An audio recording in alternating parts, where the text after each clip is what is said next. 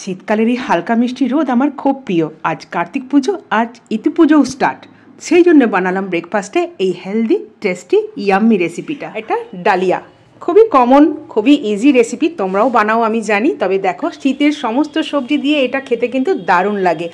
সমস্ত শীতের সবজি টুকরো টুকরো করে কেটে নিয়ে একদম কুকারে একটুখানি তেল নিয়ে জিরে ফোড়ন দিয়ে সমস্ত সবজিকে আগে আমি ভেজে নিলাম ভালো করে, একদম 80%-এর মতো।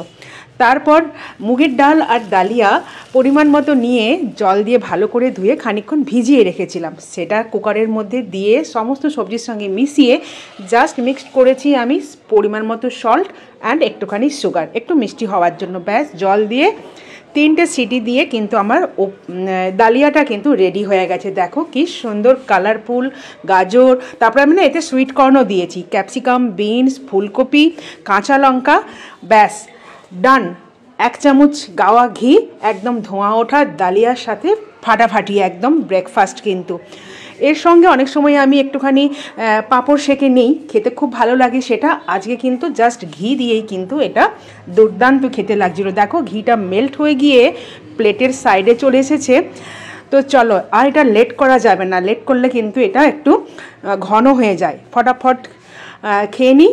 কেমন লাগলো জানিও তোমরা কমেন্টে, বানিয়ে খেও তোমরাও। আর দেখা হচ্ছে সন্ধ্যেবেলায়। চলে এসেছি আমার সবচেয়ে ফেভারিট জায়গায়, গঙ্গার ধারে স্ট্যান্ডে। আর এখন বাজে রাত্রি 10:30। আর সকালবেলায় আর এই সন্ধ্যে থেকে রাত্রের দিকে তো বেশ ভালোই ঠান্ডা ফিল হচ্ছে এখন। তাই দেখো, হালকা পাতলা একটা সোয়েটার পরে স্কার্ফ দিয়ে গলাটা কানটা বেশ ভালো করে ঢাকা নিয়ে নিয়েছি, নইলে ব্যাস কালকে থেকেই আবার হাঁচো কাশো সব শুরু হয়ে যাবে।